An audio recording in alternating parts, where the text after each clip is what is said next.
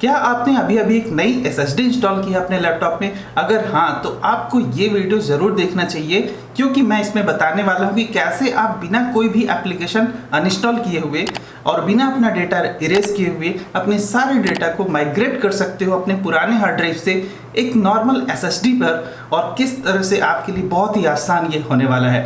इन सारी चीज़ों पे मैं इस वीडियो में आपसे बातें करने वाला हूँ। Hello guys, I am Vishal from Techsonical. अब शुरू करते हैं।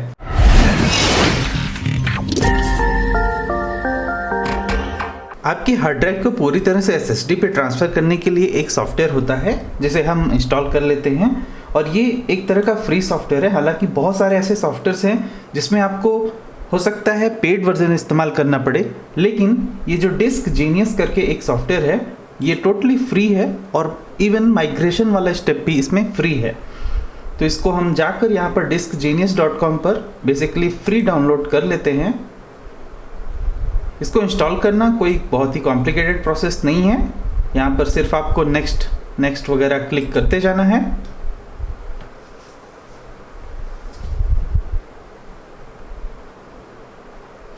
और अभी ये इंस्टॉल हो चुका है। मैं ओपन वेबसाइट नहीं करूँगा, लेकिन मुझे इसे लॉन्च करना है, और मैं आपको यहाँ पर ये दिखाऊंगा कि ये जो मेरा हार्ड ड्राइव है इसको हम पूरी तरह से SSD पे कैसे माइग्रेट करें।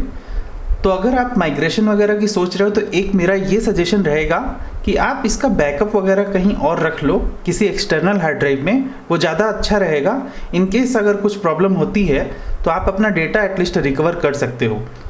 लेकिन यहाँ पर मेरा फोकस ये है कि अभी जैसे कि मेरे कंप्यूटर में अगर आप देखो तो MS वर्ड, एक्सेल, ये सभी कुछ सॉफ्टवेयर्स वगैरह इंस्टॉल्ड हैं, गूगल क्रोम भी इंस्टॉल्ड है, मेरी कुछ पर्सनल फाइल्स हैं, कुछ डाउनलोड्स का डेटा है, कुछ डॉक्यूमेंट्स वगैरह में तो कुछ मेरा डेटा यहाँ है नहीं, लेकिन जो डेस्कटॉप वगैरह पे डेटा है ये मैं चाहता हूँ कि जब मैं नई वाली SSD पे अपग्रेड करूँ तो ये सभी कुछ उसमें भी आना चाहिए, मुझे मैन्युअली ट्रांसफ़र करने की ज़रूरत ना पड़े। और इसी चीज़ को करने के लिए आपको ऐसे माइग्रेशन OS टाइप के सॉफ्टवेयर्स की ज़रूरत पड़ती है, जिसमें डिस्क जीनियस एक बहुत ही अच्छा सॉफ्टवेयर मुझे लगा, क्योंकि ये फ्री ऑफ कॉस्ट है और माइग्रेशन में भी ये फ्री ऑफ कॉस्ट आपको ये फैसिलिटी प्रोवाइड कर देता है।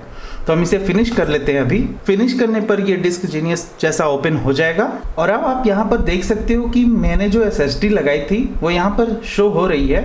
हालांकि अगर आप अभी डिस्क मैनेजमेंट में जाकर चेक करो, आप यहाँ पर देखो कि मेरी जो SSD लगी है 232 GB की, ये सैमसंग की SSD है। लिंक मैं वीडियो के डिस्क्रिप्शन में डाल दूंगा।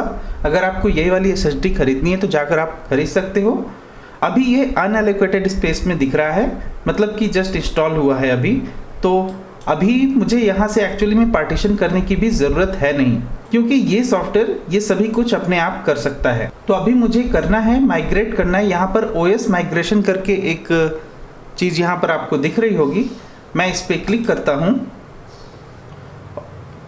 तो यहाँ पर जैसे ही आप OS माइग्रेशन पे सेलेक्ट करोगे ये ऑटोमेटिकली टारगेट डिस्क को सेलेक्ट कर लेगा। तो आप यहाँ देख सकते हो कि सैमसंग SSD यहाँ पर लिखा हुआ है, और कैपेसिटी टोटल जो हमें मिल रही है वो 232 GB की है, सेम जो मैंने यहाँ पर दिखाया आपको। अब मैं इसे क्लोज कर देता हूँ। तो आगे प्रोसीड करने के लिए आपको बेसिकली यहाँ पर क्लिक करना होगा। क्लिक करते ही ये चीज़ सेलेक्टेड हो जाएगी, उसके बाद हम ओके प्रेस कर देते हैं।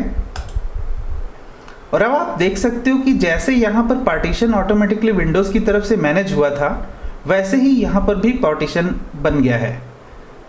1 2 3 टोटल 1 2 3, और ये मेन स्पेस जहाँ पर जो प्राइमरी डिस्क होने वाली है। आपको पता ही होगा जब विंडोज़ 10 वगैरह हम इंस्टॉल करते हैं तो वहाँ पर कुछ रिकवरी सिस्टम फाइल्स और फाइल सिस्टम वाले जो अलग टाइप के पार्टीशन होते हैं वो ऑटोमेटिकली क्रिएट हो जाते हैं।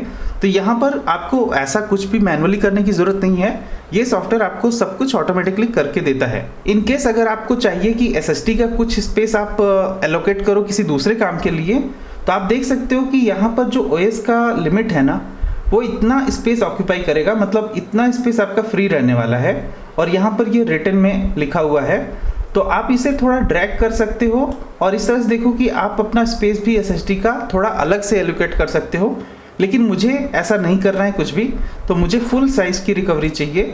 तो ऑफकोर्स मैं क्योंकि SSD को ही पार्टिकुलरली यूज करने वाला हूँ इंटायरली फॉर ऑल एप्लीकेशंस। उसके बाद यहाँ पर एक ऑप्शन है when finished change computer boot sequence, और ये एक बहुत ही बड़ा इंपॉर्टेंट फैक्टर है।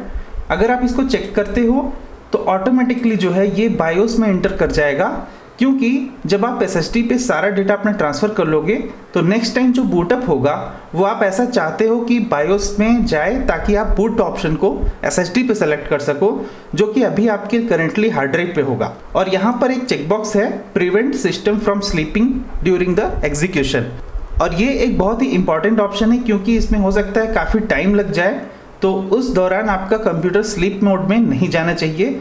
तो आप इसे चेकबॉक्स को ऑन कर देना इस तरह से, और उसके बाद आपका कंप्यूटर स्लीप वगैरह में नहीं जाएगा और ये सिस्टम की सेटिंग्स को ओवरराइड कर लेगा। उसके बाद यहाँ पर आप देख सकते हो कि जैसे कि ESP partition size, MSP partition size, तो ये बेसिकली रिकवरी फाइल्स वगैरह वहाँ पर स्टोर होती हैं, वो आपको मेन डेटा में नहीं दिखाई देती हैं, जस्ट बैकअप में होती हैं।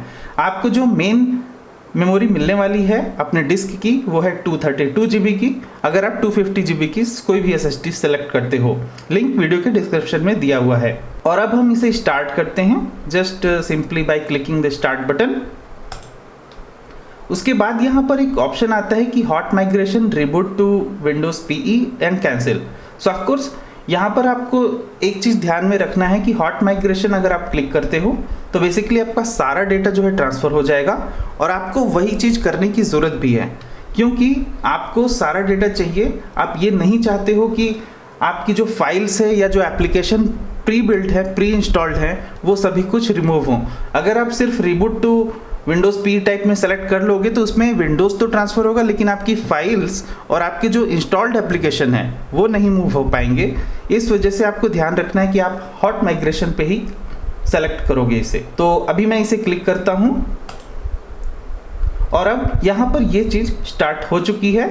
So it is creating snapshot, और अब बेसिकली मेरी ये 232 GB वाली SSD में सारा डेटा यहाँ से ट्रांसफ़र हो जाएगा। और इस एंटायर प्रोसेस में थोड़ा सा टाइम लगने वाला है, तो I will just skip the video, और जब ये हाफ वे कंप्लीट हो जाएगा तब मैं आपको फिर से एक बार इसको ऑन करके दिखाऊंगा।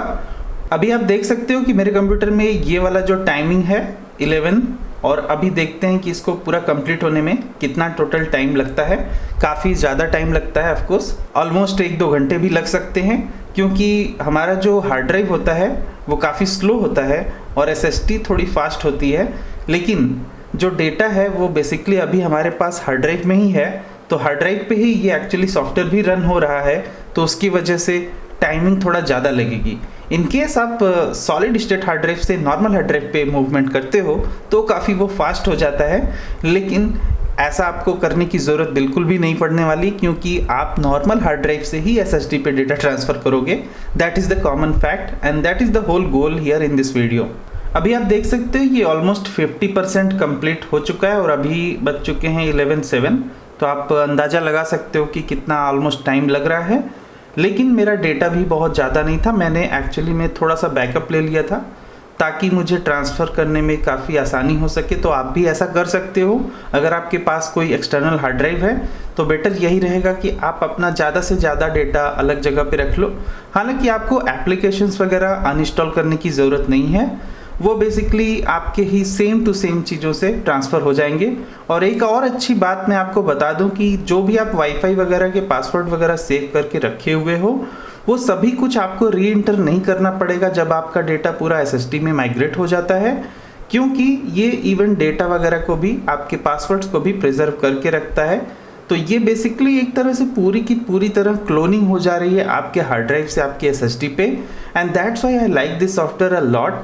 There are in many other options, मैं लिंक वीडियो के डिस्क्रिप्शन में कुछ सॉफ्टवेयर्स का भी दे दूंगा, लेकिन बाकी सारे सॉफ्टवेयर्स ऑलमोस्ट पेड ही दिखे मुझे। इवन मैक्रियम रिफ्लेक्ट करके एक सॉफ्टवेयर है, वो भी थोड़ा सा फ्री है, लेकिन मुझे उसमें थोड़ी से इश्यूज दिखाई दी, उसमें उसका यूज़र इंटरफेस थोड़ा सा डिफिकल्ट लग रहा था मुझे।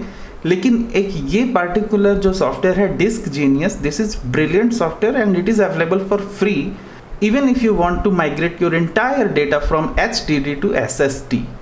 और ये ऑलमोस्ट कंप्लीट हो चुका है। अभी मेक श्योर आपको कुछ भी और भी क्लिक नहीं करना है, और जब ये प्रोग्राम रन हो रहा हो तो आपको और कुछ भी ओपन नहीं करना है। जैसे ये कंप्लीट हो गया, अभी आप देख सकते हो कि हमारे पास अभी 2 ड्राइव बन के आ गई है बेसिकली। ये 232 GB वाली SSD है और ये जो है हमारे पास C ड्राइव जो हमारी नॉर्मल हार्ड ड्राइव है 1 TB वाली। अभी फ़िलहाल ये ऑटोमेटिकली ओपन हो गया है, ये मेरा गोल नहीं है, इसे मैं बंद करता हूँ। अभी ये पूछेगा कि system migration completed, do you want to restart your computer now. तो हमें बेसिकली यस पे क्लिक कर देना है, क्योंकि अभी रीस्टार्ट करने पर हमें बूट मेनू में SSD को चूज़ करना है। जैसे ही आप यस क्लिक करोगे तो आपका कंप्यूटर बेसिकली रीस्टार्ट होने लगेगा और रीस्टार्ट जो है वो बूट मेनू में होना चाहिए इसका। तो अभी आप देख सकते हो बेसिकली ये एक्चुअल ऑटोमेटिकली बूट मेनू में चला गया है, क्योंकि हमने वहाँ पर सेटिंग्स कर रखी हुई थी ऐसी ही। और हमें यहाँ पर प्रायोरिटी पे अभी सेलेक्ट कर देना है अपने SSD को। वो इसलिए क्योंकि आपका जो नेक्स्ट बूट है वो SSD से होना चाहिए, that is the basic idea here. और अगर ये बूट मेनू आपके लिए डिफरेंट है तो चिंता करने की ज़रूरत नहीं है, आपको बेसिकली मैन्युफैक्चर के वेबसाइट पे जाकर देखना है। मेरा लैपटॉप Asus का है तो Asus का बूट मेनू ऑलमोस्ट ऐसा ही दिखाई देता है। और यहाँ पर बेसिकली आपको बूट मेनू में जाकर अभी SSD को सेलेक्ट कर लेना है। तो मैंने इसको SSD को सेलेक्ट कर लिया और अब मैं इंटर प्रेस कर देता हूँ। और अब ये जो पर्टिकुलर बूट है अभी ये SSD के थ्रू होना चाहिए, और इसमें आप देख सकते हो कि कितना टाइम लगता है।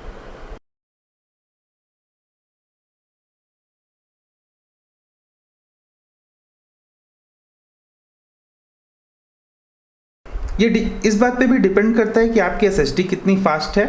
जैसे कि मेरी SSD है सैमसंग की 860 EVO, जिसमें M2 SATA वाला है ये। और अभी मेरा लैपटॉप ऑन हो चुका है, तो अब देखते हैं कि ये क्या चीज़ पे ऑन हुआ है। बेसिकली मैं अपना पासवर्ड यहाँ पर डाल देता हूँ।